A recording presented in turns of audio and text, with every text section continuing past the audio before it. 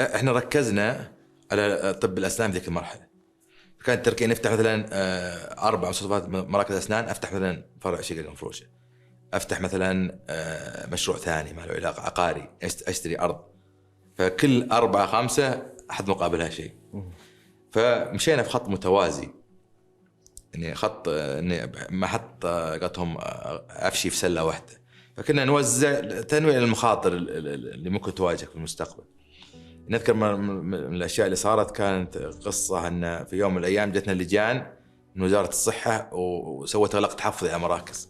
في يوم واحد كذا قفلنا مراكزنا كلها كامله اغلاق تحفظي، كذا كانت خساره كبيره علينا وقتها. فهذا خلانا نعيد التفكير كثير في انك يعني لو ما كان في شيء موازي للعمل هذا مخاطر، في العمل التجاري مخاطر. فكان سوى لنا إعادة توازن في كثير من الأمور. صار عندنا توازن بعد المراكز هذه، صرنا عندنا ننوع المخاطر. وش السبب؟ ليش؟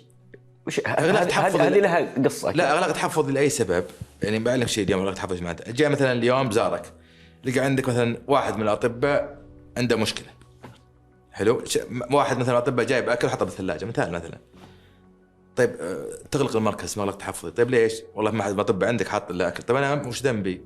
كان فيه عقليات سابقة مختلفة تماما عن اليوم، يعني في أنت مالك ذنب أو ما الأطباء الثانيين ذنب إنه يصير هذا المشكلة. فكانت الإغلاقات على مزاج الموظف يعني سابقا. اليوم لا، اليوم تغير. بس هو يوم يغلق مركز اللي على المشكلة، لا يسوي لك مثلا سكان على جميع المراكز ويجمعون عليك، يسوون زيارات فيطلعون من كل واحد مخالفة مثلا، أوكي، ثم يصدر قرار كامل بالإغلاق. مثلا واحد عنده مثلا دكتور في منتهي ترخيص، دكتور مثلا طبعا بحجم العمل اللي كان عندنا صعب تسيطر على كل شيء، اكيد طبيعي نفسر عندك بعض نحاول نسعى للكمال، لكن انت بالكمال لله سبحانه وتعالى. فكان فكان اللجان يجون يسجلون بعض الملاحظات، فتروح للاداره هذه فصدروا قرار اغلاق للجميع تحفظي، يسمونه اغلاق تحفظي لين انهاء المخالفه.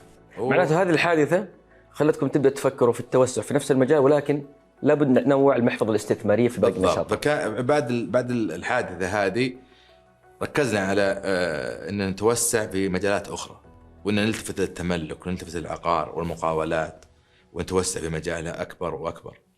فكانت نقله في الفتره هذيك فعلا صارت درس، يعني انا اشكر ذاك الموظف حقيقه لانه اعطانا الدرس كيف انه ما كان احنا جل اهتمامنا وصاب بينا على المراكز الطبيه، كنا نبغى نتوسع، كنا نبغى نصير كأننا تارجت ان نكون من البيج في السعوديه، من الاكبر في السعوديه، والحمد لله حققنا هذا التارجت يعني.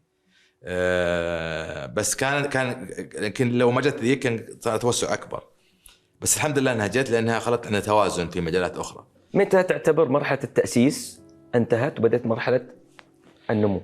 تقريبا 2014 15 اسسنا 20 فرع، فاصبح لدينا قاعده، يعني قاعده كويسه، فاصبح وجودنا في العمل الميداني ما عاد له لازمه. فانتقلنا اسسنا اداره اوبريشن للتنظيم كامل، للتوسع، للاجراءات النظاميه، لمراجعه الدوائر الحكوميه، للمقاولات، اداره كامله تستطيع تاسس فرع في اليوم، تاسس فرع كل يوم، تاسس فرع جديد. طبعا تاسيس اللي هي تعطي الضوء الاخضر للبدء للبدء في تاسيس الفرع. تاسيس الفرع كان اليوم ما ياخذ معنا 4 شهور 5 شهور كامل تاسيسه. فاسسنا الاداره تقريبا 2014 15. من هنا بدا التنظيم عندنا، تنظيم كامل